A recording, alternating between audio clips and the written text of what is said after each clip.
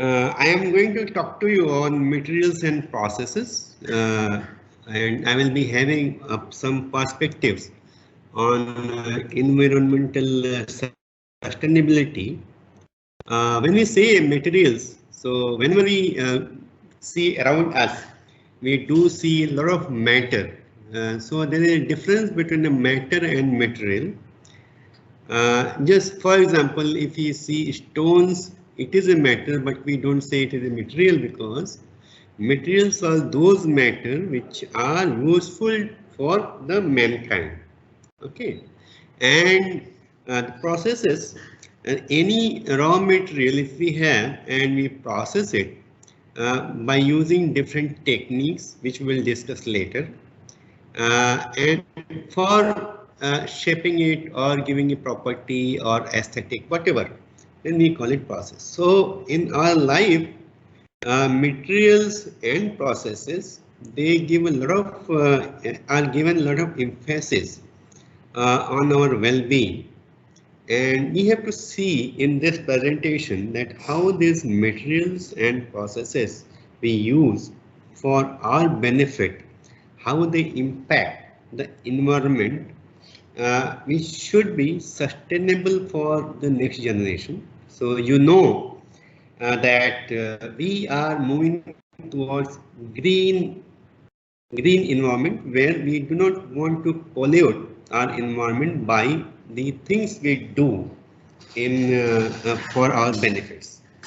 So don't want to have pollution, carbon dioxide emission. We should not have toxic materials going into human, plant, or amphibious animals like that. But at the same time, we do want that we have materials and products which serve us better and better, which serve us economically as well as through the society. Okay, so in this presentation, I will be touching upon a few topics, that is evolution of engineering materials, sustainability and development, strategies for being sustainable. By this, I would mean that though we have materials and processes and we do know what is sustainability and development, but if you want to sustain for a very long time ad infinitum, then what strategies we should have so that we can sustain for that long. And lastly, I will be talking about materials and process innovations. They are not very new, but they are still, I can say, new because they add very much to the purpose of sustenance of the environment. Okay, so we start from evolution of engineering materials. So if you look at around in prehistoric time, what used to happen? We generally used natural materials like this, for example, where we use woods or more pine trees, field trees, and like that. So naturally occurring materials we used for our houses, other things. And at the same time, we use bones, shells, stones, or we were very much conversant with pottery also. Okay, but in metals we had only gold that time till bronze, copper, bronze, and iron came in. Then at around 50 BC, you see the uh, area increased for this. For example, metals in metals we had bronze, iron, silver, gold, copper, lead, tin. All these things were discovered, and then glasses came in and ceramics. Slowly it increased. The area increased with new materials. And in 1900s, if you see, then a lot of metals came in. Similarly, concrete, bricks, and bone china, for example, aluminum also came in.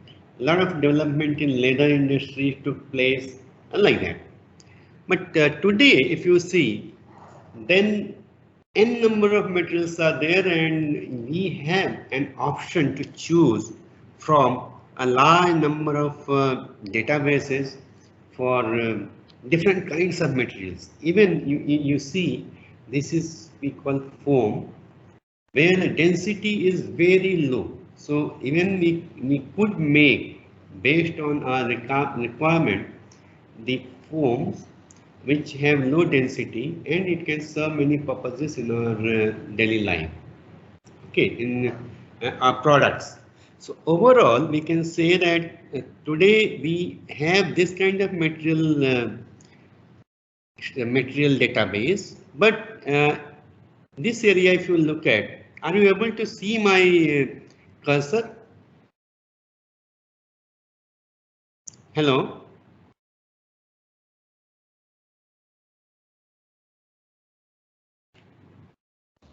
Yes, sir. Are you able to see my cursor? Yes, sir. Okay. So this area, if you look at, then here the density is lower, but the strength is high. Okay.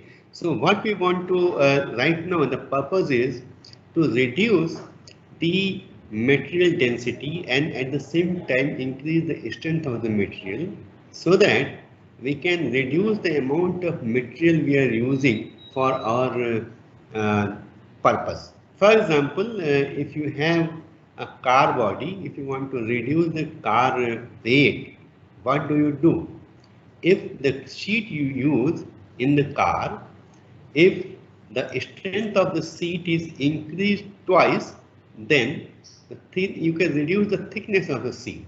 If you reduce the thickness of the seat but strength is high, then specific strength of the seat will be very high, and you can lower the weight of the car, and that will lead to better efficiency of the car in utilization of the fuel. Okay, so this is how we are developing with materials, engineering materials, and today we have three different classes of materials: metals and alloys, polymers, ceramics, and glasses. Not only that, if you know that we have composites also, where what we do, for example, metals and alloys can be can go together with ceramics to make a composite.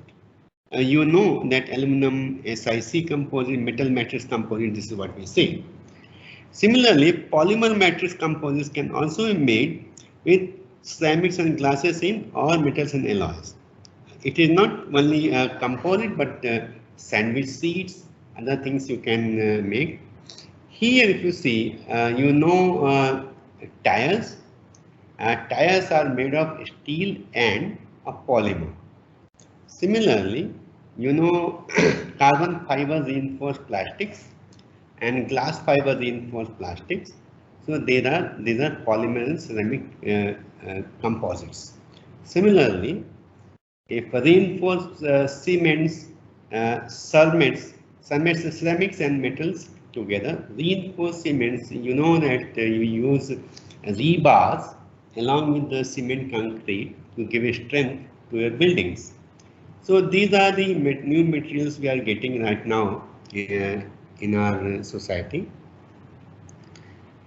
Not only that, there are some new materials like sandwiches, metallic foams, and lattices. Here you see in this lattices, what is there? There is a material, and in between is open. That means this is also a composite, we can say, with large amount of air in between the metal. So these lattices serve our purpose of very low density systems, which can be used as a mechanical advantage materials. And if we clearly say that what these materials serve the purpose in what way, then we can say that large number of structures we have around us, like buildings, bridges, windmills, automobiles, engines, armor materials, and prosthesis. Human now use prosthesis so that they can live longer. This is all these require new materials, and new materials always require some process for shaping it and bringing structures to this material so that we can get the properties. So here, any material you can have here, and these materials has to serve a purpose in the form of a product. So this is the material and this is a product function. So if you have a product, it has to serve some purpose for you, for us, for the society. But this material has to go through certain processes so that it has a given shape, as required shape, as well as the required properties. So shape and property you decide based on the processes what we adopt. For example, we have several processes like casting processes, machining processes, joining processes, deformation processes. A number of processes are available with us, which are used to get the shape of a material and the property. Okay, and this property is basically determined by what is the structure of the material inside. For example, if any metal or alloy you use, then usability of that material, that alloy for a given purpose will be determined by what structure it has. For example, automobile materials. Automobile materials all are steel. For example, the outer body, the cages or pillars in automobiles, they have different materials, but all of are steels. Okay, but they have different structures based on the composition and processes we adopt to make those materials. So we have to bring to keep in our mind that materials and the function and the product, it has to a material has to serve some functions in terms of property and shape, and the product can be achieved by a given process, and property will be determined by the structure it has.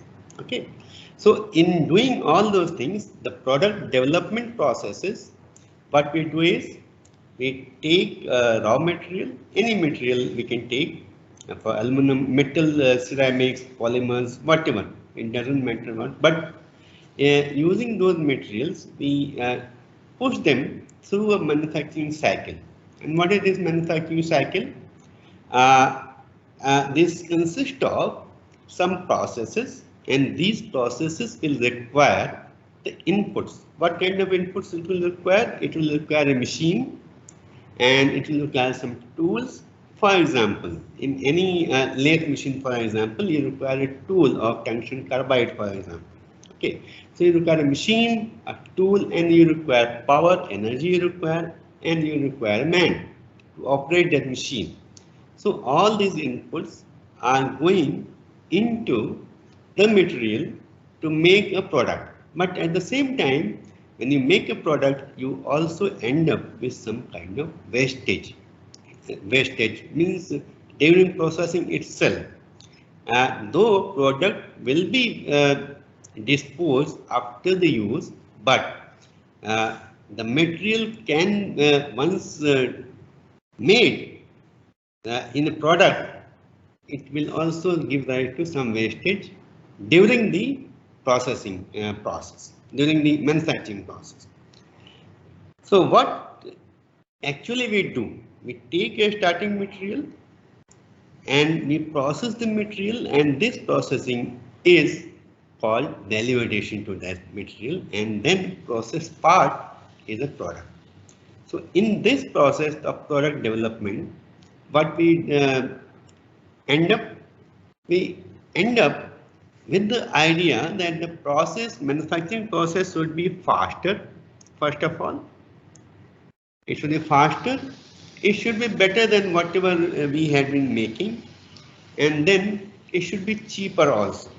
But at the same time, we have to have uh, a sustainability product in that. That is the process what we are using and material what we are using, it has to sustain. That means if the material or suppose the material once you make, it will be used and slowly it gives rise to some kind of toxicity in the sand, in the land, or in the plants, or for the human being. For example, we know that we used to have lead as a material for soldering. So in 1970s, we started feeling that soldering material having lead in this, that is carcinogenic, and this is not good because they started going into the human body and affecting it. So that material was not sustainable for long, so it had to be changed. Now we have materials like tin, silver and copper which can replace the leaded material for soldering. So this is what we call sustainability. So what sustainability is?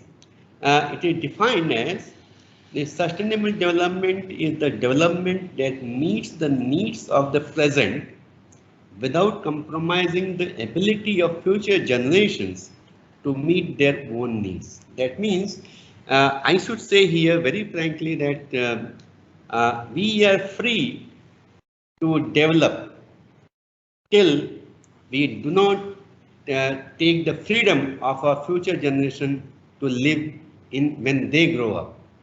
So it is our responsibility that we have to be careful that we give a better environment or the same environment to future generations to come.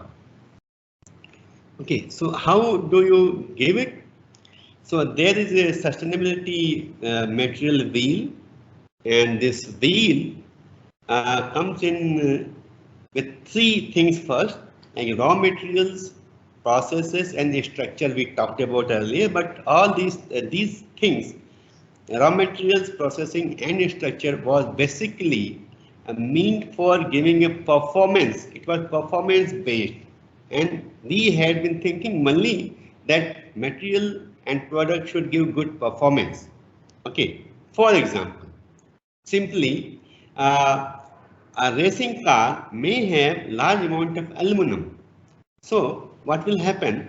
That aluminum will make the car lighter, no doubt, and due to that it can attain very high speed for racing.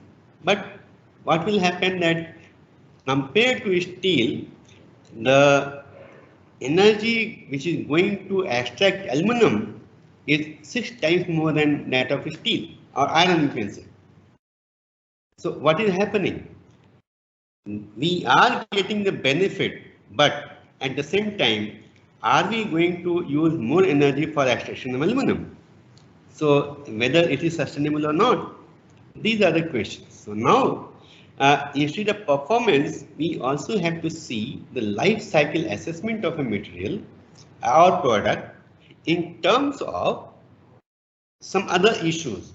And it should not affect badly the environment. It should solve the purpose related to society, and definitely it should be profitable economically. Okay, if that is the case, that is the case, what we are going to get. So if we are considering all the 6 spokes of the sustainable material wheel, then only we can go to environmentally benign products. And this is what the need is today.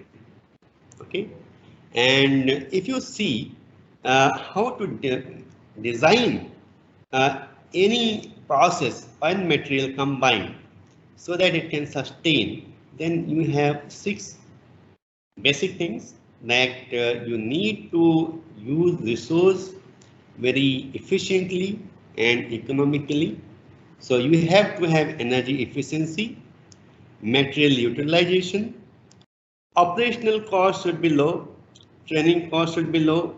So these are not the conditions related to materials and processes, but energy efficiency of the material resources and material utilization should be taken care of by a material scientist.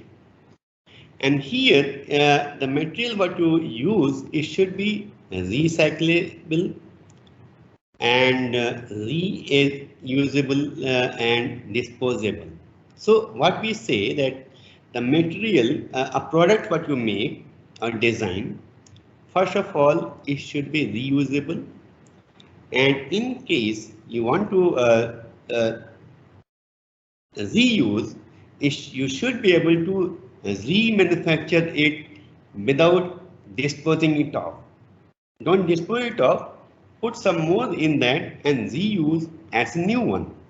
So today, I think second-hand use of automobiles, they are picking up because just say they can take the car, remanufacture it and refurbish it and bring it to you as something new, but at least same material which has been extracted earlier, now it is going to be used longer than what it was earlier.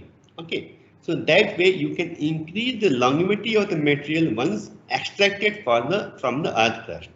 So the resources are used less in that case. Okay, and similarly, you have to see the environmental impact. It should not be very bad for the environment. So life cycle factor, environmental effect, all those things have to be taken care of. Then societal impact, manufacturability is very important. The material what we use, how can we manufacture it in the best possible way? The manufacturing method should be efficient and should be more suitable for the material we are using. It should be durable, first of all. Again, durability and the remanufacturability. I should say it's a synonymous kind of thing, but in a way we can say the same material once extracted from the earth's crust, it is being used for a very long time with the durability increase or remanufacturability increase. Okay. So now, how can we do our operation, our whole life cycle of material, so that we can get the maximum benefit? So first of all, here you can see what the material does actually. So this is natural resources, means either there is ore is there or it is coming from plant. We have coal, we have crude oil. So all these things are there, natural resources. And for metal, we do extraction of the metal from the ores, earth crust, then mineral beneficiation is done, and after that we extract the metal from there, and this metal is produced in the form of alloys or something. And once you make alloys, then you process it. This processing is done, and after processing you come up with a product, and this product is consumed by the customer, and then this is going for disposal. So once the disposal stage comes, then whether it is waste or it is recyclable, that we have to understand, and this waste should be maximum used by us. So this wastage should be minimum, and all these materials content which have come from natural resources, this has to go back into the cycle here. So this is the whole purpose in sustainability. Now what we can get maximum benefit out of it is, in all these processes, if you see, we require some energy. Okay. So we have to be energy efficient in all the processes. We have to see each and every stage how energy can be saved, and that is a task of a researcher. And then here you see reduction of production. How to reduce the production of this? Because if we are using a recycled material here, then this will have less amount of load on this. So production will be reduced, and mostly all the material will be reused or recycled, something like that. Or once the material is there, lightweighting we can do, and life extension we can do for the product we have made, or the component can be reused or recycled again for the materials. So these are the things we have to be careful while we are designing a product along with the materials and processes.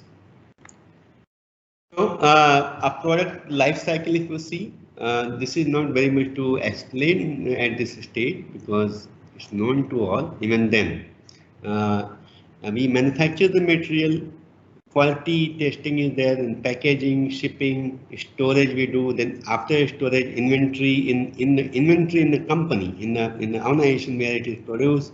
Then we distribute it, and again it will be there with distributors storage, and then it will install at the customer and then operate. It will be operated. In between there will be maintenance, and if required some replacement, and then disposal.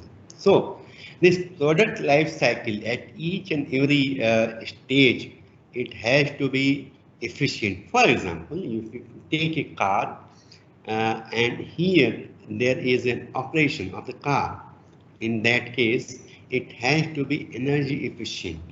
Means the mileage of the car, if we can increase the mileage, then we are going to save more and more out of it. So in the product life cycle itself, we have to be careful so that we are able to increase the energy efficiency during the operation. Now we come to the area we call sustainable manufacturing. Okay. So sustainable manufacturing, if you see, what does it indicate? So first of all, we have to have renewable materials that do not deplete the natural environment. How it is saying with natural resources, whatever we have, and if we are able to renew the materials through downcycling or recycling or reusing the material, then we will not be destroying our natural resources to that extent. So that is the first criteria we have to maintain, and this is why today waste management, waste recycling, all those things are the buzzword in the society, because if that happens, we will reduce our dependence on natural resources to a large extent in the time to come. Then, using fewer materials and inputs, and materials that are non-hazardous are recycled. So this is what you see last Olympics. We were very happy that the medals given to the athletes or the winners, they were from the recycled materials. Okay, so this is how the importance of recycling and waste management is going on these days. And third is modifying production processes.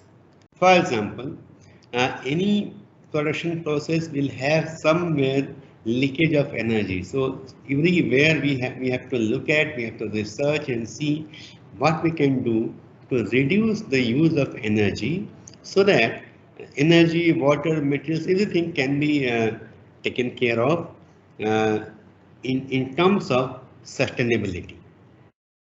Similarly, using less packaging, lowering product weight, using more efficient transportation and logistics. These are not the work of a material scientist, but the packaging material development is one of the most important thing that he can do, so that the effect of those materials are less on environment.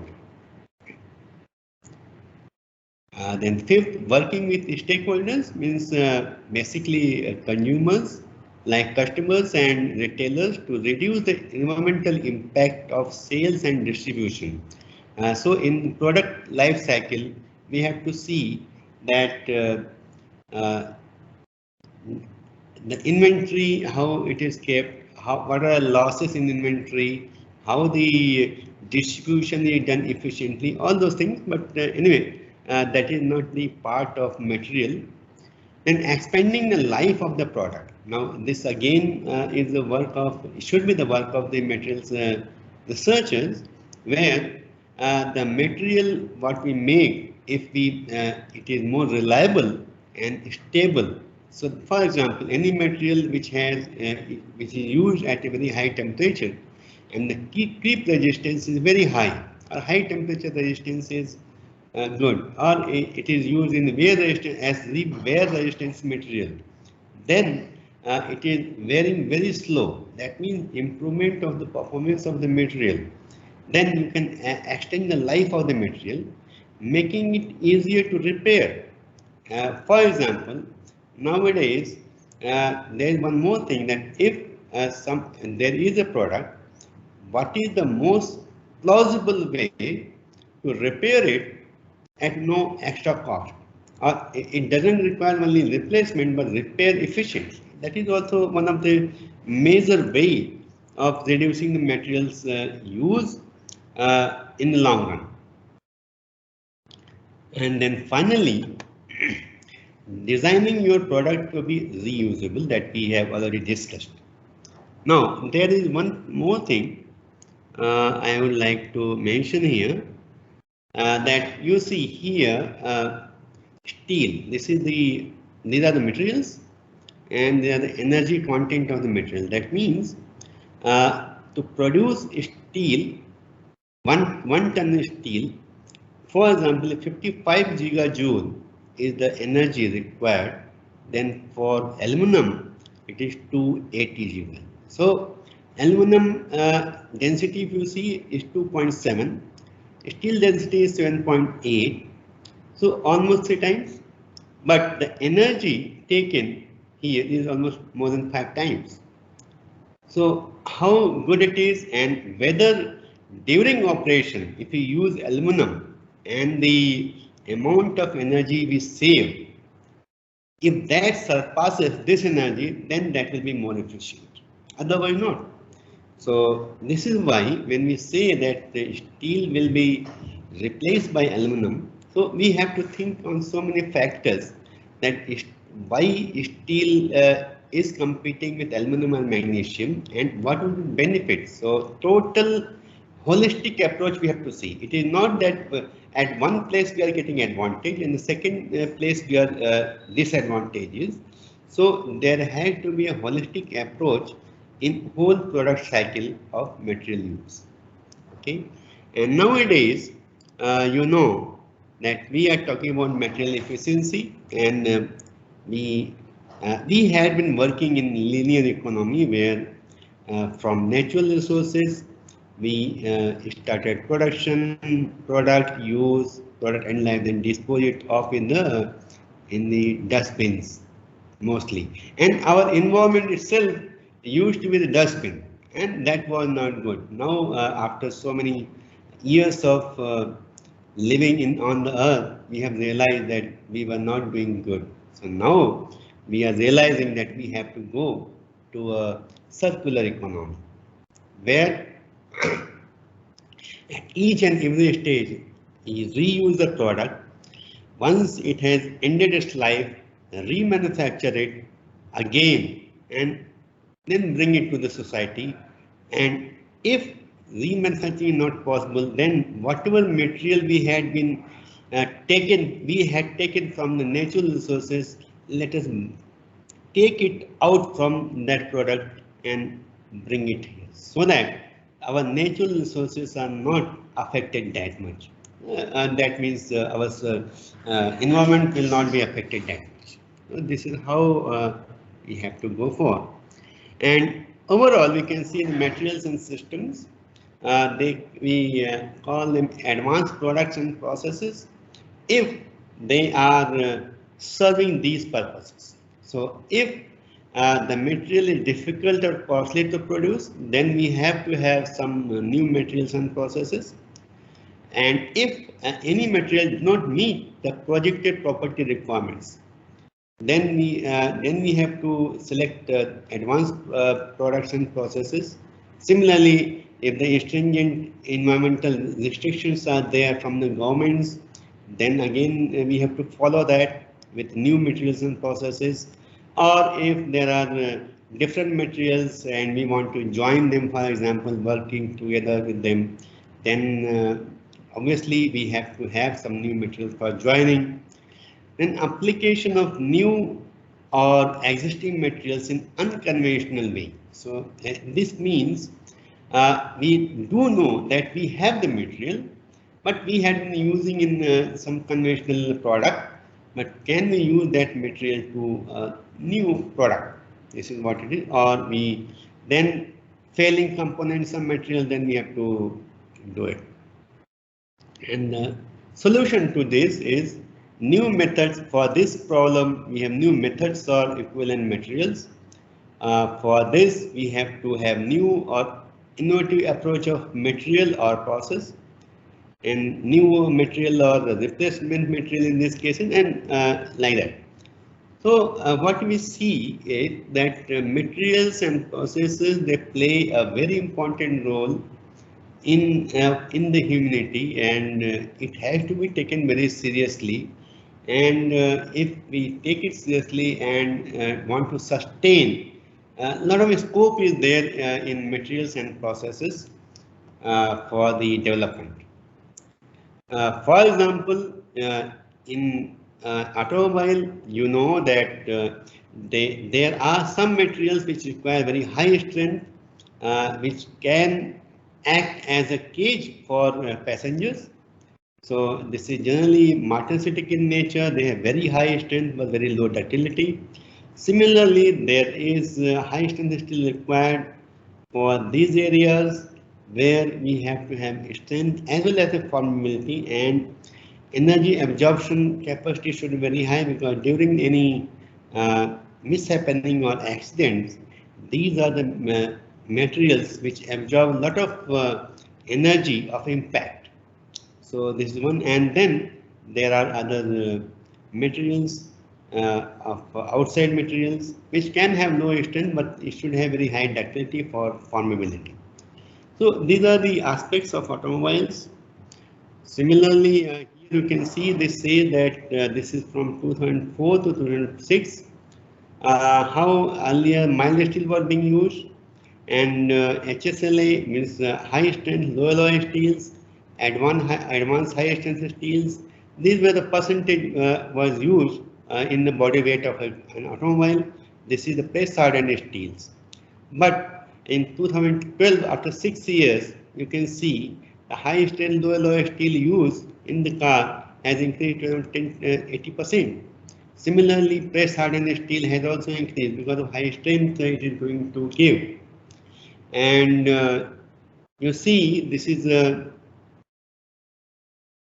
here earlier 89.6% of steel was being used, but now you see in the Ford MMLV Mark II car, a lot of reduction in the weight of the car due to the use of aluminum or magnesium, as well as aluminum castings, extrusions, many of those things are coming in, and they are reducing the weight of the cars. So, and in turn, they will be effective in basically the energy consumption. Also, you know, line pipes, our crude oil from different places. We have crude oil line pipes, continental pipes, as well as national pipes also. intercontinental as well as intranational. So the steels we use for this do require some specific properties, for example, and in this, if we transport crude oil or gases, so what do we require? If we transport it at a very high pressure, then the rate of transport will be very high. But for that purpose, we have to have very good strength of the material, and also to reduce the use of more and more material. If we have high strength, then thickness of the pipes can be reduced. So that way, a lot of work is going on in line pipe steels throughout the world as structural materials. And similarly, you know, during mining exercises, what happens that there are the steels which are in direct contact with the mines or sand. So those items are go through wear and tear, and most frequently they require replacement. Replacement means those materials will again be replaced with new ones. So if we can increase the life of these materials, where abrasive wear is reduced for such materials, we call it wear resistant steels, then also that will be helpful. So similarly, these kind of things are happening, and people in material research, they are working in such areas. And now there are eco materials. People are making efforts to give to respond to the requirement of eco materials, and there are basically 5 requirements, like energy saving, then resource saving, material saving, reliability and stability, toxicity of material, and reusability. We already have discussed all those things in the previous slides. That these are the 5 basic thought drivers for a material scientist to develop the material. So that will be leading to sustainability in the long run. Okay. Now, one more thing that we are seeing today, industrial revolution. The first industrial revolution took place in around 1784, where we started doing some mechanization of the processes, steam engine, water power, all these things came in, and later then automation came. So due to those automations, what we had, we started mass producing materials, and so mass production was the second milestone in industrial revolution. Then we got robots, that is computers and automation took place, and many of the difficult tasks were performed by robots, like welding, material transport, all those things, and in machining also. And then today we have been seeing a 4th revolution, that is called cyber physical systems, where we can do mass production. We have computers and automation systems, and at the same time there is an environment where the information can be easily shared with different entities.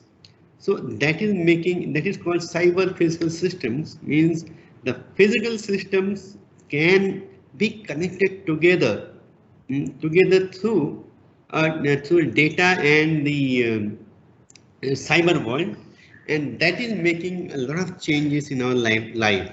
And how it is going to affect is, for example, I think you are aware of additive manufacturing, but I will come to that later in the section. But here, what we are doing is, you know, that if we want to produce something, so if we are doing mass production, then at low cost, we can do mass production, but in mass production there is a very little chance of any customization. Means if I want something and you want something, then it is very difficult to satisfy both of us in mass production.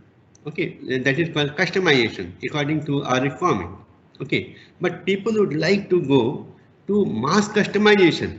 Means the processes which can actually give a product based on the individual requirement.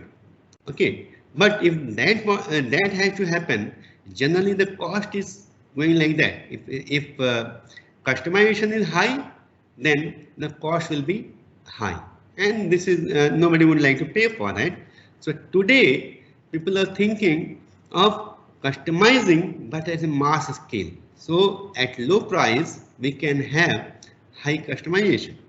So this is what is being looked upon by people, and additive manufacturing is one of the major tool which we have got in the recent times. And what is the trend in modern manufacturing? Obviously, additive manufacturing, then Industry 4, industrial IoT means information, that is Internet of Things, applied industrially, and advanced robotics. These are the 3 items which are going to help us in having a new manufacturing technology. Here, what is happening? That additive manufacturing can be done from different places. Remote control is possible, and anything you can make on by additive manufacturing, but with some limitation. Here then industrial IoT, what it does is that it takes the help of sensors, actuators, and data. Based on that, it can monitor your process, it can make decisions for us and optimize the processes. And at the same time, there are new techniques of artificial intelligence, machine learning, artificial neural network. All these are helping us in having a new paradigm in manufacturing. Not only that, there are advanced robots, we call them cobots. This is collaborative robots. Okay, so they will be acting along with the humans to perform some task. So these are the things happening, and these happenings are basically leading us to a more efficient processes, which definitely will reduce the energy consumption and also make better world for us. And here you see that in all these things after additive, what we said just now, I said just now, a kind of metamorphic manufacturing, we call it robotic blacksmithing, for example, just say.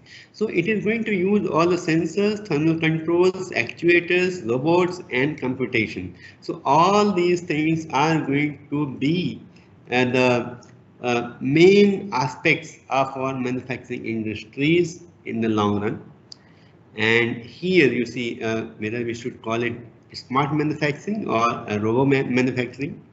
But this is what is a cyber physical system is, where these are the machines in operation, and these machines are getting the command from hubs for all the machines, and machines, whatever data is generated in the machine is fed back to the hub, and this data is going to a network in the cloud, and this data will be analyzed, and after analysis again, so it's online monitoring, decision making, and everything.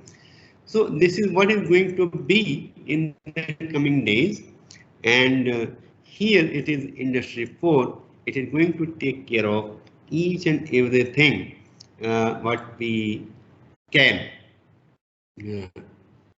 think of, like here robots. So these are the terminologies you see in robo manufacturing and smart manufacturing. These are terminologies we have to be very conversant with, because in the time to come, all the students, if there are the students, they should understand that conventional knowledge is not going to work in the days to come. They have to get prepared for the new paradigm in manufacturing, whether robotics, computer simulation, IoT, cyber security, data science, big data analytics. So data science is emerging area of new world. Okay, big data analytics is not only for manufacturing, but that is also going to be a big fillip in the new materials discovery. So we have the databases of throughout the world, so many materials. We know the interaction of the process parameters, materials at atomic scale as well as in micro scale, and all these things can be brought together in big data analytics, and the simulation work can join together to give us the new discovery of materials at a very fast rate. So the days are not very far off when we will be able to witness these kind of happening. Okay, this is the total perspective on the environmental sustainability, which can be governed by the materials and processes.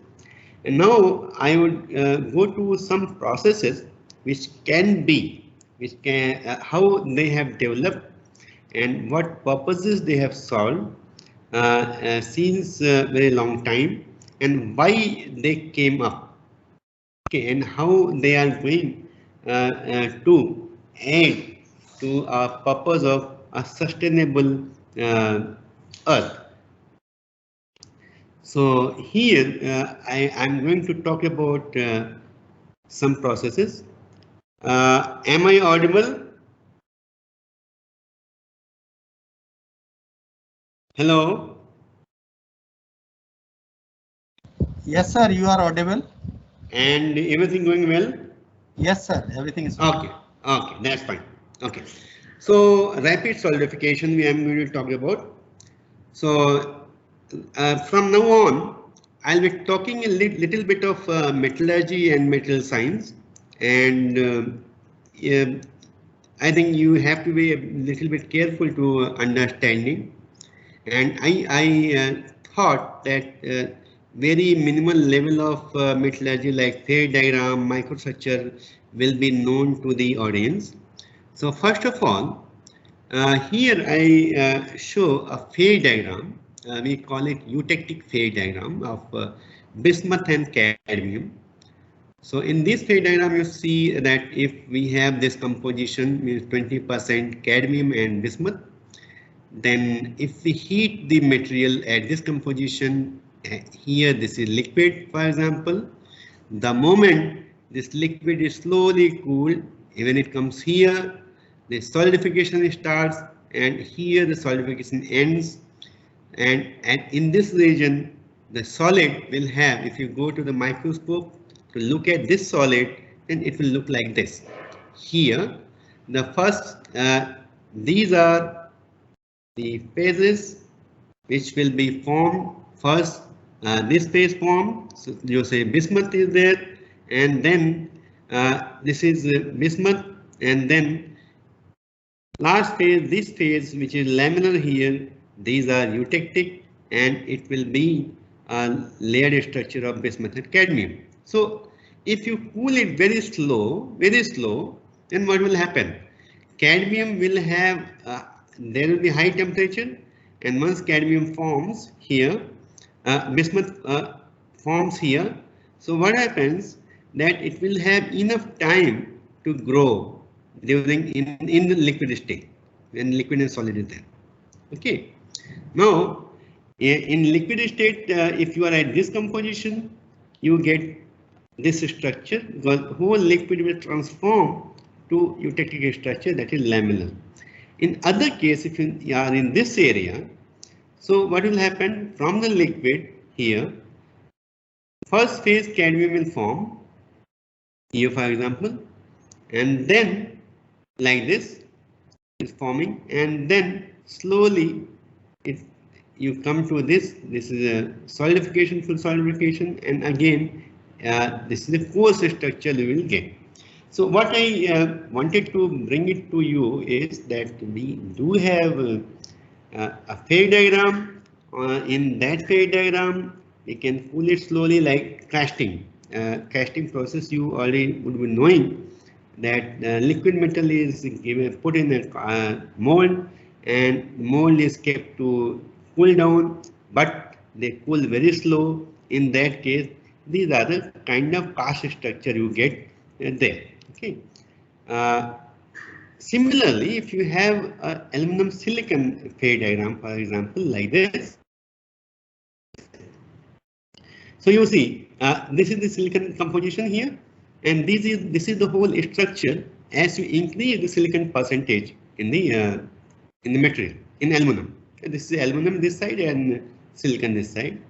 So you see this is dendritic structure, and slowly if you cross this eutectic is at 12% around. If you cross this, then you have a different structure. Okay, so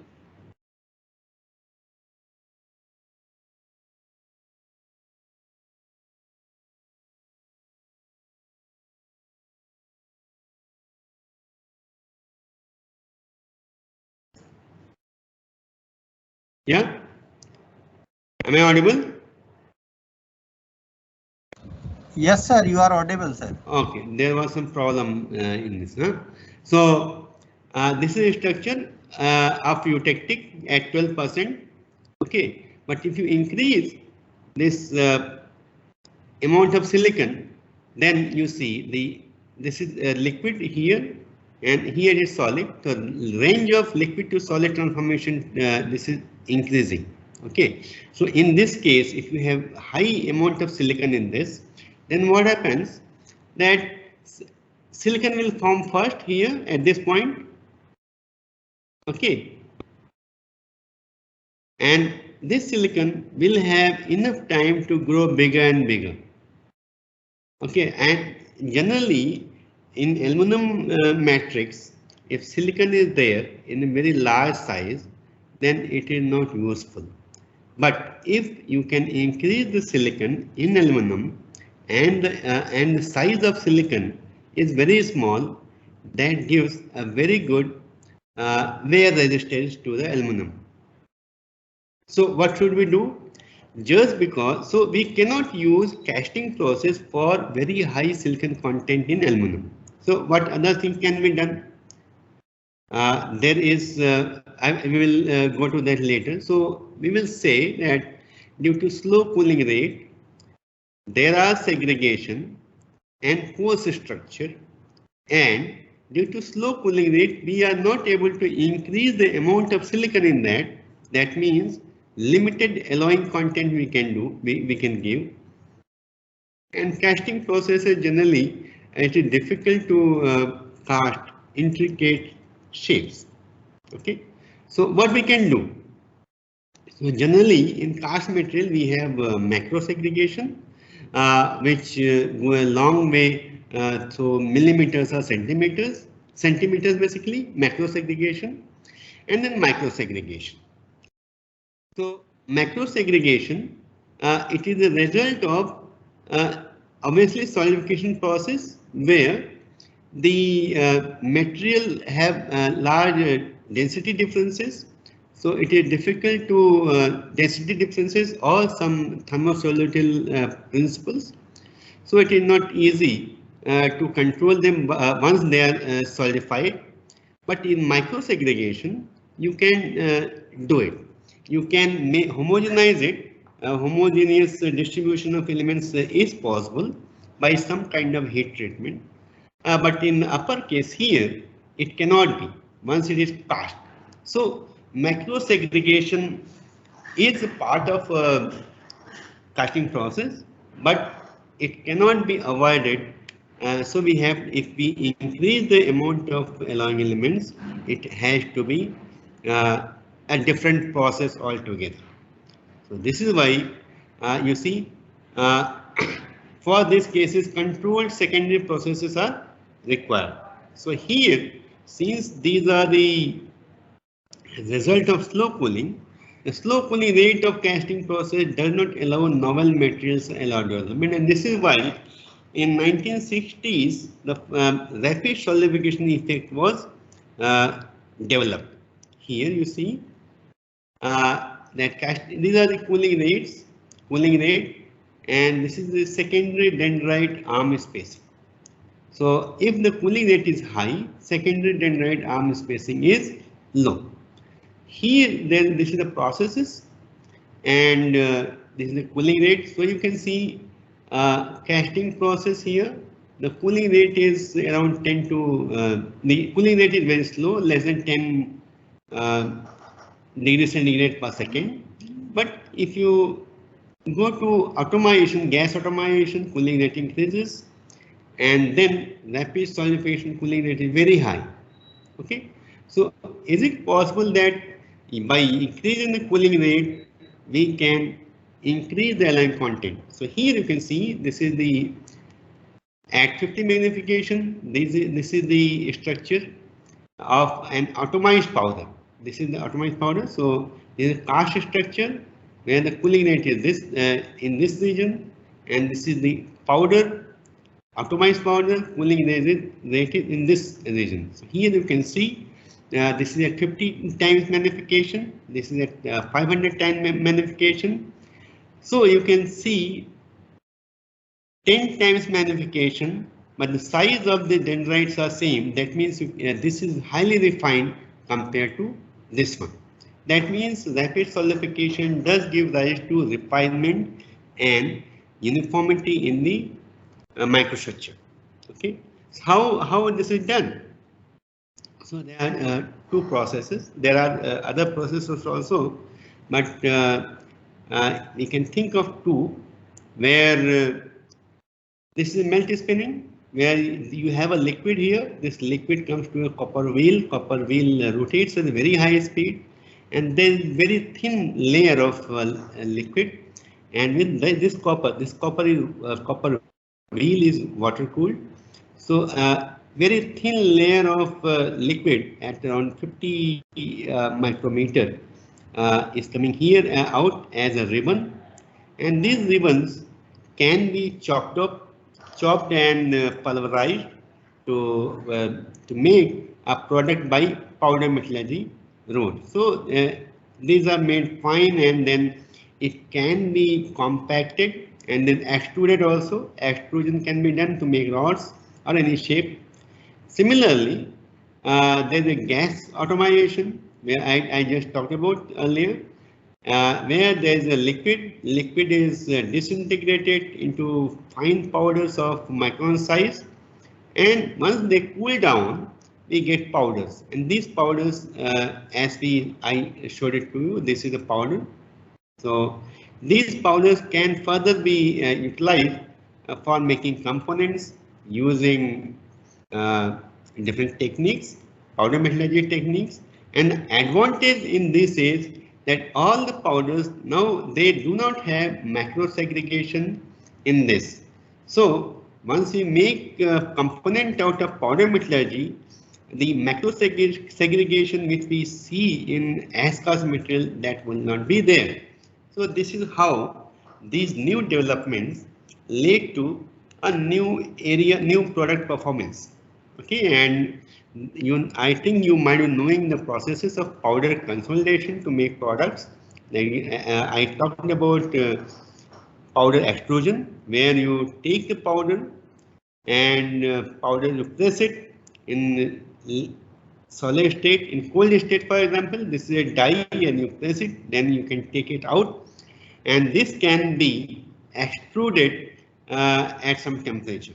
The second thing is, if you do not go for extrusion, this cold green compact can be put in a furnace in a inert atmosphere and sintered, where what happens that different powders are there. This powder and this powder, for example, after pressing, this happens. So what happens? They touch each other, and then there is a diffusion of material, and finally they come together and make one. So there are other powder material, they also diffuse together, and these powders after diffusion, and this is called a process of sintering. Sintering. So by sintering process you can make the product. Extrusion process you can make the product. Second thing is powder rolling. So you have a hopper, loose powder you put, and then with rolling you can compact. The high pressure is there and you can compact it and then later on sinter it. There are other techniques you already might be knowing, that hot isostatic pressing. So here in this case powder processing, what happens that this surface, since the surfaces are in contact, so what happens, the pressure distribution will not be uniform, so there may be chances of cracks and other things.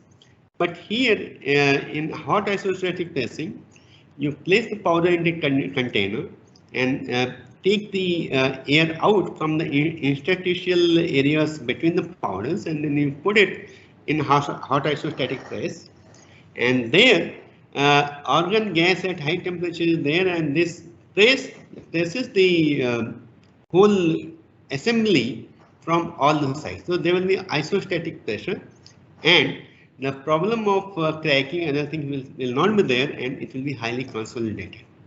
Okay. There are some other techniques like for rapid solidification. So what we saw that we can make powders as well as we can make thin ribbons which can be further consolidated to give a product. But there are other options. Other options is suction casting. So if you want to make bulk material, so what you can do is you can take a material here, for example, and you can melt it using some technique, and here you have a vacuum system and you can just take it in, and once this goes in, this is a copper mold, it can be water cooled also. So the cooling rate, since the copper mold is very large, the heat capacity of this copper mold is too high and this is very small, for example. So the heat content of this can easily be conducted very fast to this high heat capacity copper, and it will cool very fast. So a very high cooling rate will give rise to a very uniform and rapidly solidified structure. But it is not possible, just say, if the thickness of the diameter is around up to less than 3 millimeter, then generally we see a kind of rapid solidification effect. If the size is diameter is very large, then obviously at the center you will not be able to face to have the rapid solidification effect. So what we see that rapid solidification can be used to make products, but it cannot be bulk. It is limited with the dimension of the product. So there was other techniques. For example, I show this is the as cast material. As cast material and silicon amount is 14%. Large size of silicon particles you are able to see in as cast condition. Then what happens that aluminum copper phosphorus, this is the material we call it refiner. So this, when you put this, so this acts as a nucleation site for the silicon particles, and then large number of nucleation site if it is there, then this silicon will be so many, and so same volume will be divided into so many, and so there is refinement of silicon. But it is not that efficient the way technique called spray forming it is. So in spray forming, same composition, here you can see 17%, here 18%, so we can say similar composition, but here you see it is so uniform that after refinement from 40 to 70 micron of silicon to 15 to 30 micron after modification using aluminum copper phosphorus alloy, and then 2 to 5 micron. So that is the beauty of spray form. So after the rapid solidification in 1980s, spray forming process were developed, which are today being used for commercial production also. Okay. So I will go a little bit faster now because I think I have around 40 minutes more. Yeah. So forming. What is this? You see there is a crucible, there is a turn dish, there is an atomizer here. Atomizer means it gives rise to high pressure gas jet, and liquid comes in and it is atomized, and then you get bulk material here, layer by layer. So what we did see here is that there is a liquid and it is atomized, and due to gas and a droplet, what happens? A droplet is like this and gases are coming like this. So there is a convective heat transfer, and since the droplets has very high surface to volume ratio, therefore due to this convective heat transfer, the cooling rate of the droplets are very fast, very high. So if this is not there, then we get all powders, rapidly solidified powders, but now we take this here as on a substrate to give rise to a deposit.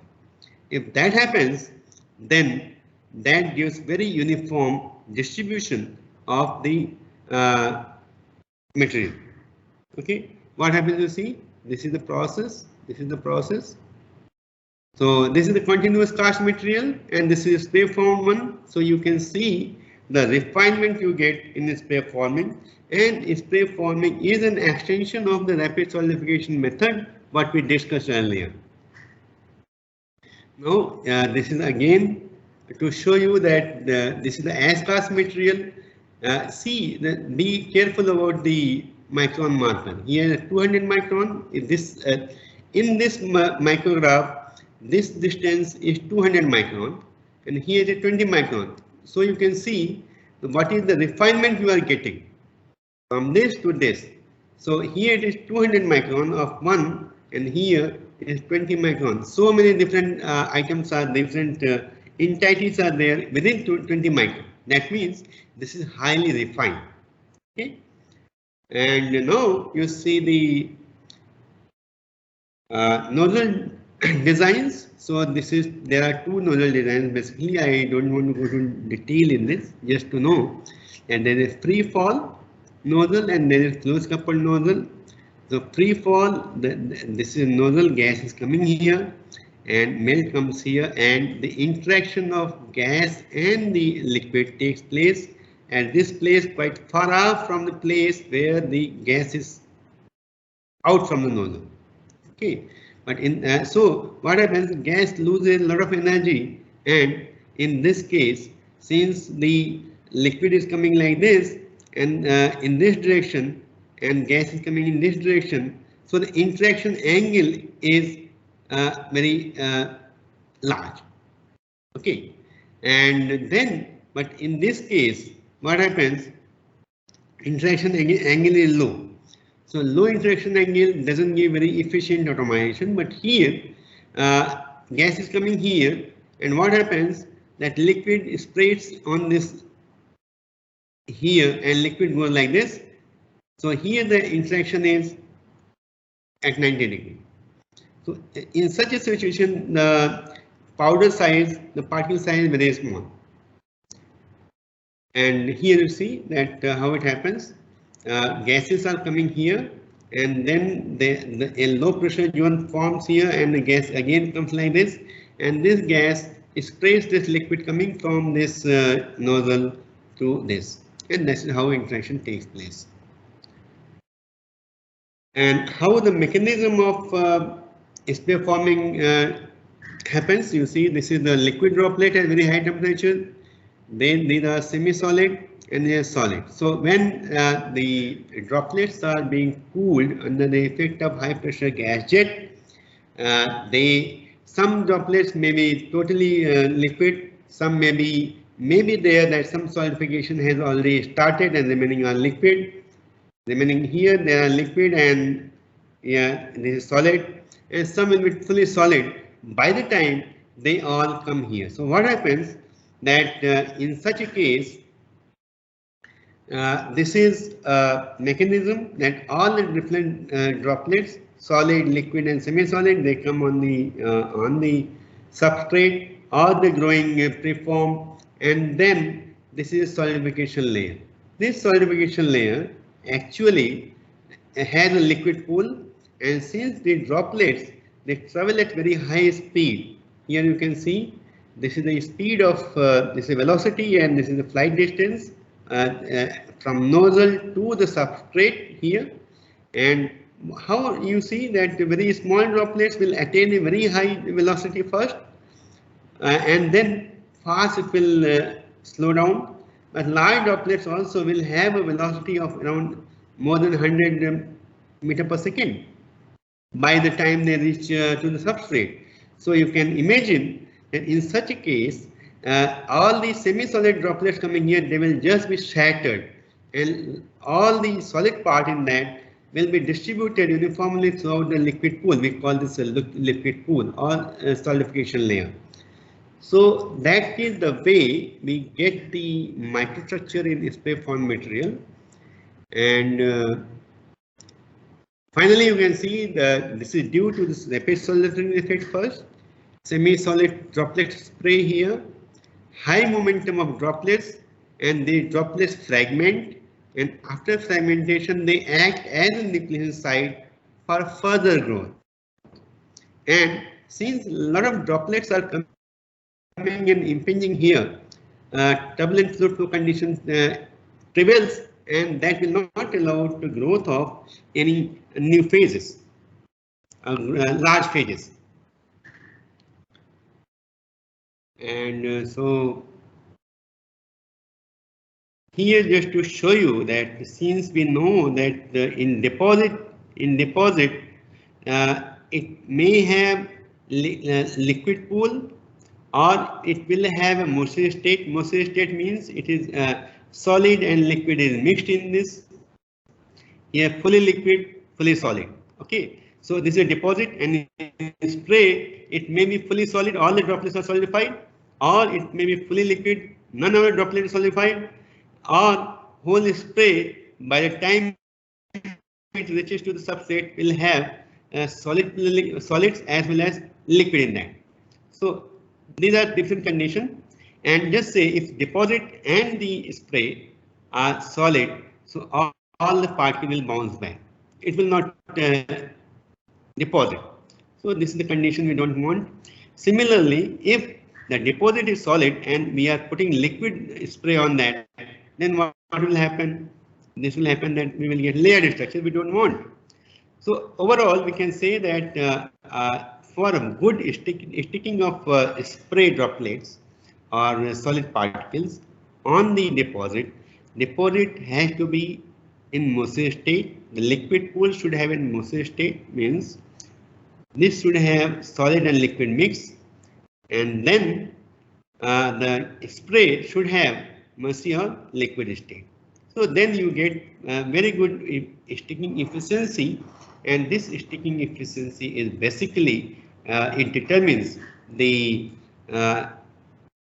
yield of the spray forming process. And these are the refinement in some of the compositions. I have to go far. These are some of the products and advantages of spray forming. And here you can have different variants of spray forming. Like you can have spray being rolled, or you can have this is a perforated disc and you pulsate it, and after pulsation you get uniform size of droplets, and this can be deposited here, or you have a liquid stream.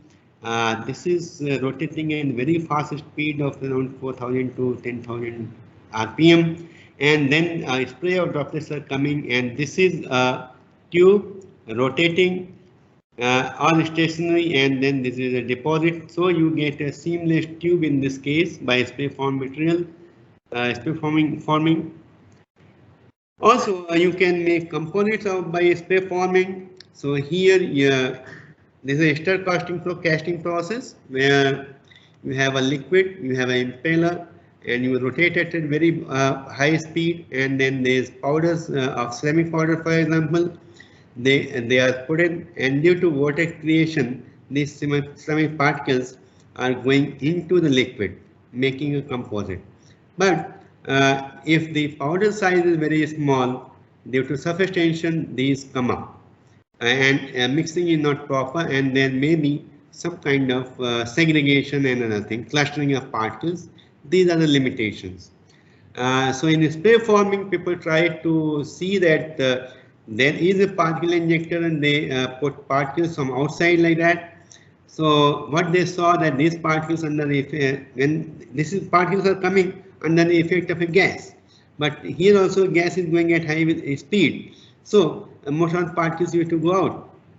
So this is not a very efficient process. So what people did is they found a process where the powder and gas mixture is fed into the area where liquid will be atomized by gases. So this is the atomizer. Gas is coming here, gas is coming from here, liquid is going in this direction. So gas and powder mixture is fed here. So the problem of this place here, it will not arise. Okay. And this is a system for powder dispensing. This is screw conveyor. This is a powder, gas coming in, and here gas is getting mixed with the powder, and powder and gas mixture is coming to this linear. So using this, one can make very good, very bulk deposit of composites with a very uniform distribution of silicon carbide from center to periphery. Here you can see. So these are the effect we get, and these are the microstructures, uniformly distributed microstructure you can see.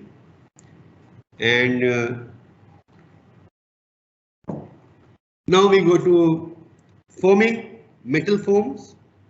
Metal foams are very light, and they have around 75 to 95% of porosity in that, and they can act as an energy absorber, as well as they can be used in heat exchangers or some kind of one can say catalytic converters like that. So there are 4 different types of metal foams.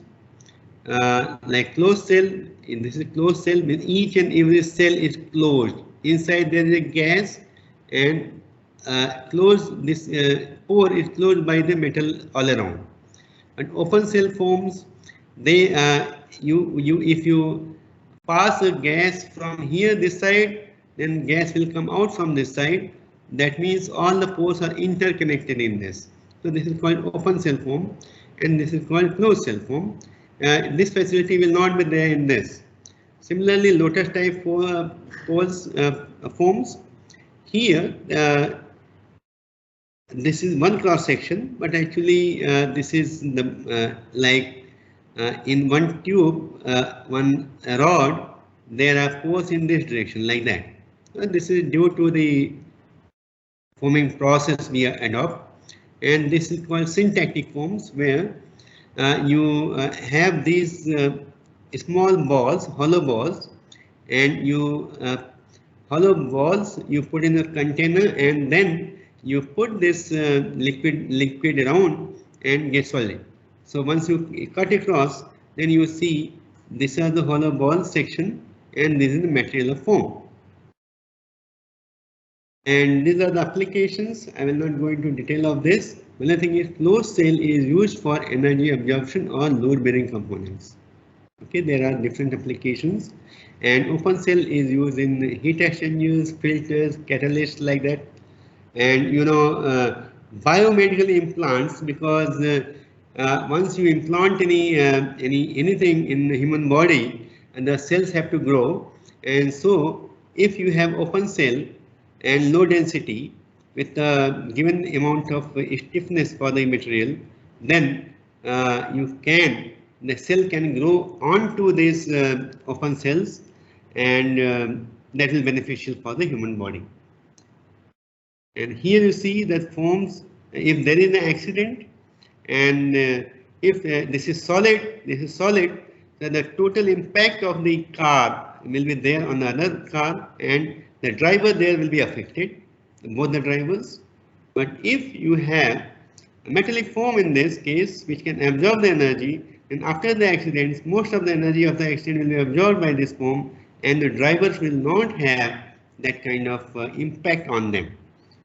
Okay, and this is due to the fact that once impact happens, then this is the energy under the curve is very large. So a large portion of this foam will be compacting under the load. So this total energy absorbed will be too large for giving the energy absorption effect. We did try to we tried powder metallurgy route at our lab, and there is a powder of aluminum, for example, and we use one foaming agent. The whole purpose is that we want to make a solid like this, and in this solid we have small particles of this foaming agent. So how to do it? As I told you, in powder metallurgy process, in compaction, powder consolidation process, that we have to do sintering. So for that purpose, what we do, we take a powder, you mix it. After mixing, we compact it, and then we sinter it. After sintering, in aluminum matrix, we have small titanium hydride in the material. Now, if we heat it to around 800 degrees centigrade, then the aluminum will melt, and at the same time, titanium hydride will give rise to titanium plus hydrogen. Okay, this hydrogen will be gas and with high pressure, so it will start increasing the size, and this increase in size will give rise to foaming. Okay, so this is what is happening here, that once you put in the furnace, it foams. So this is the principle we utilize to make foams, and here you can see the process of this. These are the foams we made. So once we make the here I will explain this process. So once the powder is filled, we forge it. After forging, this is a cold consolidation. After forging, applying pressure, and then we sinter it in the furnace, and then roll it. And finally, second sintering is done here, and after that we get a sheet where you have a sheet like this on the top. You have sheet on this like top, and inside material is aluminum plus titanium hydride. So if we heat this at some temperature, this is the foam we get. So here what we are able to see, this is the rolled one, and once we heat after different times, you can see this becomes this size, and after that all the pores start collapsing, and if you do not take this out from the furnace, it will collapse to this. So this is how it is made, and these are the foams we made at our place. And by changing the composition and the process parameters, we can change the pore size and size distribution. And with this, I think, how much time I am left with? 20 minutes.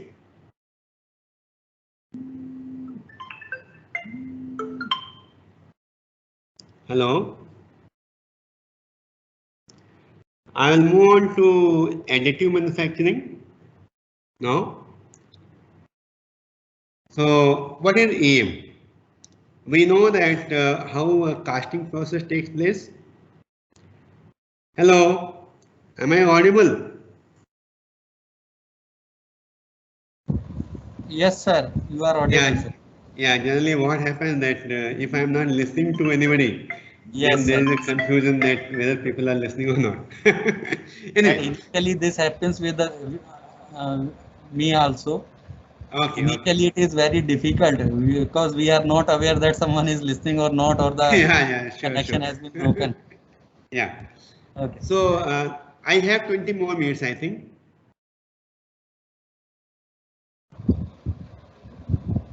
20 more minutes. Yeah. Will it be okay for you? Yes, sir. Okay, okay. No, no issue. Yeah. So additive manufacturing, if we talk about, so there are formative manufacturing technique, we call it casting, where we have a mold, we put liquid metal and then it solidifies and we take it out. Then there is subtractive manufacturing, we take a block and like machining and we machine the block to get the product, whatever we want. And but in additive manufacturing, and this is a different process. Here, why we call additive? Because we go layer by layer. We know that this is the product we want, and we divide. We try to see it layer by layer. That from this point, first layer is this, second layer is this. So if we keep on, and the moment we reach here, at this point, we say that this we layer will not be there. This layer will not be there, but this layer will be there. Okay, so we cut the product in several sections, and we know that if we put all the layers together, then we will get our product. And this is the whole principle of additive manufacturing. And so, instead of formative and subtractive, we start putting different layers like this, and different layers, and added together, layer by layer, we get a product. So this is what is called additive manufacturing, and it actually started in 80s, around 84, where liquid precursors were used to make product. Here, this is a photopolymer, and if we have a laser here, just say if we know that we want to make this product, so we know that what will be the first layer. So here we have this this system. This system will be just below this liquid layer, and first layer will be made by this laser. So laser will come, it will interact with this liquid, and this liquid is actually photopolymer. The moment it interacts with the liquid, with the laser, it becomes solid. Once first layer is done, then this system is brought down. Then second layer is formed on this. Similar, this goes on, and finally layer by layer, this photopolymer liquid is being solidified using laser, and you get the product. So this is liquid method of doing it. We can use wires. So if you have wire, this is generally used by in plastics, I tell you. So this precursor wire, and this is a nozzle where you can heat this wire to a liquid state, and then layer by layer you can build this system. And here, as you build it in this platform, you can keep it down at as you want. But I am not going into detail of these things. These are basically the supports. I just want to tell you that if given a section like this, if you want to make a section like this, then how this section will be standing like this. Definitely, we would like to have some support to do this. This support is for this, but this support is not similar the way we do it. So these supports are such that after the product is formed, we can take supports out. Okay, this is the principle we use here. Third way is to make a product using sheet. So this is a foil. This is a sheet of foil. coil you have, and this coil goes like that. And now the first layer, we know that what shape of the first layer should be. So laser cutting is there, laser comes, it cuts this part and this is lowered. Then second layer, we know what it should be like, and laser cuts this part and then again this is lowered. Slowly it is cut and lowered, and this is heated roller. It comes here and presses it. So what happens, each and every layer is getting pressed upon and sintered. So this is how you go to the making a product. Here you can see at every place, this is the cut material. So this first material might be some layer has been cut from here, someone from here, something from here, and this is kind of waste. So this waste can be further utilized for our other product by melting or something like that. Then you can use powders. Powders you can use like this. So the same principle, instead of sheet, we put the first layer of powder here, and there is a laser system. This laser comes and just say if this is the powder layer, this is the powder layer we have, and so what happens that laser comes and melts this area, and laser may come melt here. Once this is melted, then earlier we used the term sintering, but here it is melting. So first layer melting, this becomes solid, and the second layer will come here, and again this will be melted, and this will be joined actually, and then this is how you build the material, build the product. This one. Similarly, this is called the powder bed fusion process, LBF. And here this is DED, this is directed energy deposition, where the powder is fed in the area where focused laser is there. So here there is a possibility that either you can use powders which are pre-mixed, or powder which is pre-alloyed, or you can use different powders altogether. It means if you have 4 such feeder, then you can have 4 different pure powders, and accordingly at this place you can design different compositions by varying the flow rate of the powder in this region. That means you can play with the composition in a single component. So we call it functionally graded materials. So this process can be very well used for functionally graded materials. And here this is the process same as LBF, but we call it binder jetting. Means we use a similar process, but instead of a laser, we use a liquid binder here. So different layers, this binder binds all the powders in first layer, then second layer, third layer. But this product, once you take it out, it is not sintered. If given a heavy force, this will break. So what people do, once this product is ready, this is called green product, and this green product is sintered to get a sintered product. Okay, so the problem here in this case is that in this case you have sintered product, but this is large and this is small, so there can be some issues with the dimension. But in this case, since we are not using melting it, so you have uniform grains everywhere. But in this case, what happens that if you have one layer, it is melted, for example, this solidifies, and after the second layer also solidifies on this. So what happens, there is in LBF, there is a possibility of having some kind of diagonality or non-isotropic anisotropy in the system. But in this one, there cannot be any anisotropy of microstructure, but in this case it can be. So that has to be taken care of. And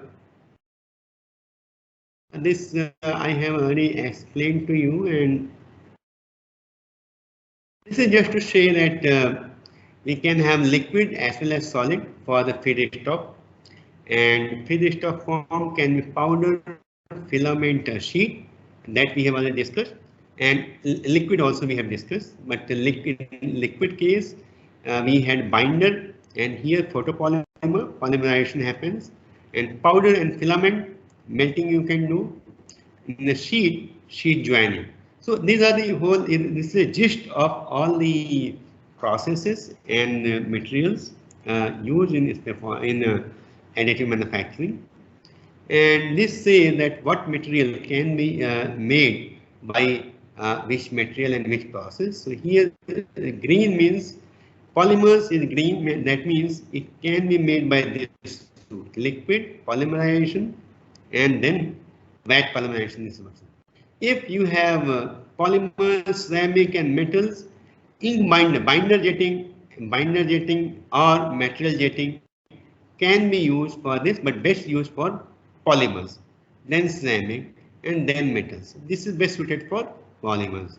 Similarly, here for metals, if you see, we have powder bed fusion and DED, they are the two methods best for metals and then for ceramic. And for polymers, this is filament and this is joining, and metals also. For metals, we have sheet. So this can be used for this. So this is what it is, and then there are some applications. In whole, these are the materials people are using for additive manufacturing: stainless steel, titanium, aluminum, nickel base alloys, cobalt, chrome, copper base alloys. And just see what is the complete process chain of additive manufacturing. So what we do is we take a product, we think of it, and we design in the CAD and translate it to a language suitable for printing, and this all can be done on a computer. So every design of the product and the support systems can be done on CAD design and then transfer to the printing. Then you have file verification, means once you transfer it to for printing, then you can verify it the way we do debugging in our normal computer programming.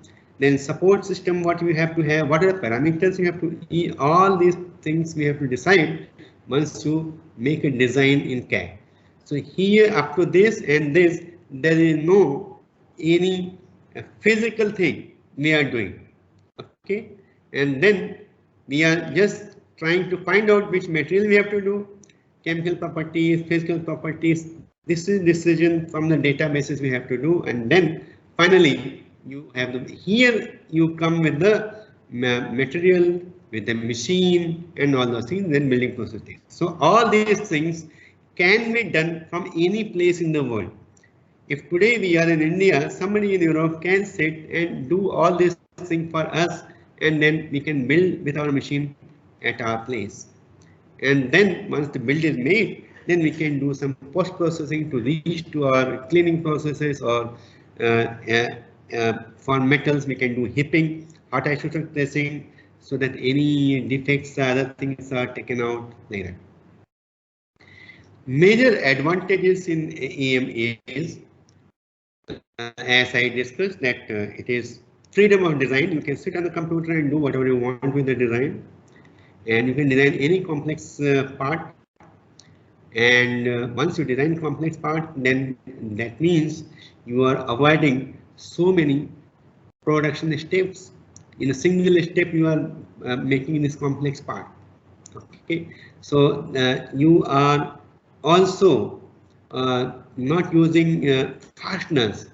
Generally, in any due to limitation of casting and the manufacturing processes available, we use a lot of fasteners.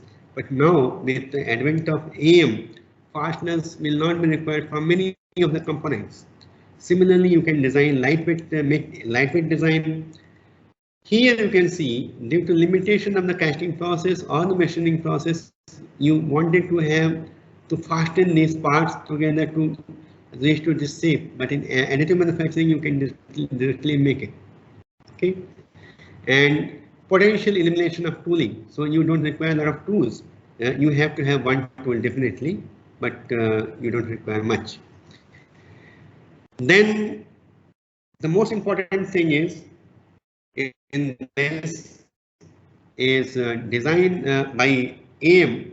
What are the things we can do? So complexity, as I told you, complexity is free in additive manufacturing. So until unless if we are using additive manufacturing, then up to certain limit it will be costly compared to traditional fabrication system. But if we increase the complexity, so after certain level, traditional fabrication will be difficult because of the limitation of different processing techniques and manufacturing techniques.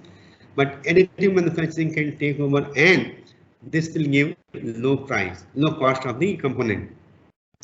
So this is where additive manufacturing we have to adopt only when we are too complex, or we want to avoid some fasteners or something like that. Then we have to use. And I just wanted to show you that when we do scanning, this is the product which we get after rolling for a steel. But after additive manufacturing, these are the layers you are able to see. So these are the difficulties with additive manufacturing, and people are trying to find out the solution for this. These are the metallurgical issues. We get so a lot of metallurgical issues for such materials has to be solved. And here you see this is the build direction. It is built like this, and building can be done by so many ways. Here you can see the first layer will have the laser beam going like this way, like this it is going. In the second way, it is going like this, starting from here, then again starting from here. But in the second layer, it is going other way. So you can have a different kind of rastering, that is laser scanning strategies for getting more and more uniform distribution of grains. Like if you do this kind of chessboard gaming, chessboard strategy, then you will have whatever problem you have, it will have a local. So this will be similar and different. So if at a micro level you can do it, so you will have micro segregation in the system, but not long distance. So these things can be done. Here you can see the difference, that when you have first layer and second layer going like this, you will end up with this kind of a structure. But if it is going like this and this, then you will have this kind of a structure. So these are the issues we have to take care. And obviously, if you are working with AM, then powders make a very important raw material for this. And I will take 5 minutes to tell you what are different powder limits, powder processes, and how you can use to make powders.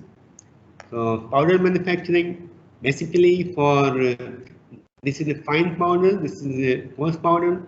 Here this is selective laser melting. This is called PBF. Also you can say PBF, powder bed fusion you can use, or DED as we discussed. So for SLM we require small size powders. For DED we can have larger size particles. And here these are for the AM feedstock. These are the properties we look for in a powder. So the size, morphology, sphericity, whether it is spherical or elongated, what is the flowability of the powders, what is the powder size distribution, is it contaminated, what is the composition, whether the powder has gas pores, all these properties of powders we need to take care. Here you can see these are the powders, these are the satellites on the major powder. These are the fine satellites sitting on this. So this cannot be useful. This is not spherical, elongated. This also will be not required. So we require very spherical powders. So being spherical gives rise to good flowability. So if the powder is not flowing properly, then you will not be able to spread it properly or flow it properly. So your final AM product will not be that good. Okay. So what are the processes used for this? Gas atomization we just talked about, so I will not go into detail of this. And melt spinning also we talked about. One more process is ball milling. I think you will be aware of ball milling technique, where you have a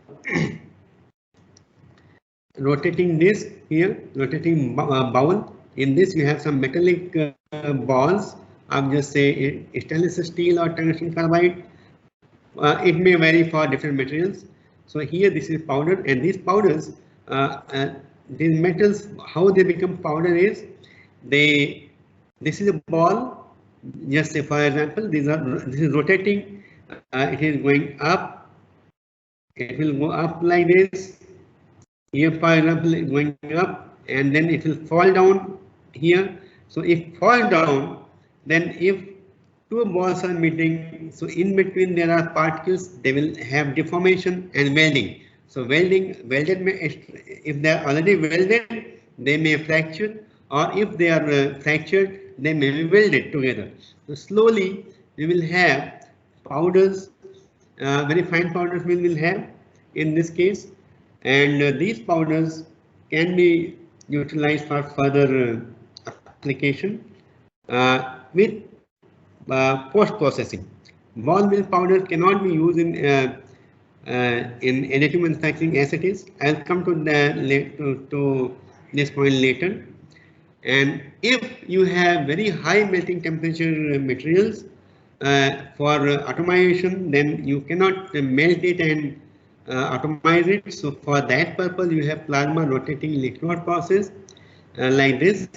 So this process is done within a closed chamber with in inert atmosphere.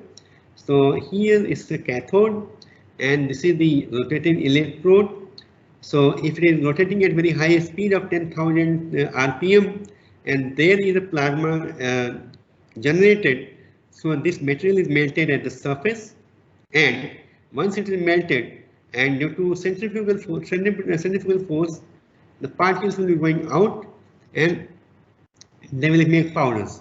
So these materials will be very spherical, and this is what we have known, and they can be used for the materials which is very high melting point, or the material is very reactive.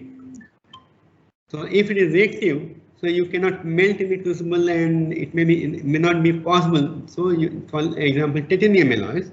So for that purpose, you use this technique. Same thing for titanium, for example, if you have wire and you don't want to melt the material, or it is not possible to melt, so you have wire and then a plasma charge, and once it is melted, then you can use air jet or inert gas jet to atomize it. And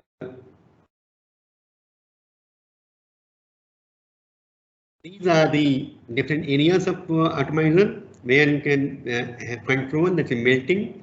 So you can control the composition, you can control the atmosphere, you can control the superheat and viscosity of the liquid so that it can be atomized properly. Then in atomization area, at this point, for example, you have nozzle design and how the liquid metal and gas are interacting together.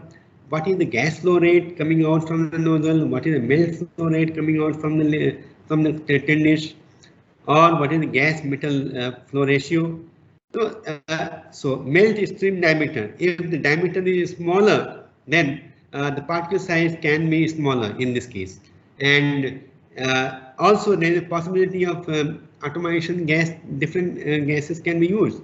You can use nitrogen, you can use argon, you can use helium, and nowadays people are using gases at high temperature to make more effective atomization and spherical particles. So I think I should take one more this thing here. Yeah.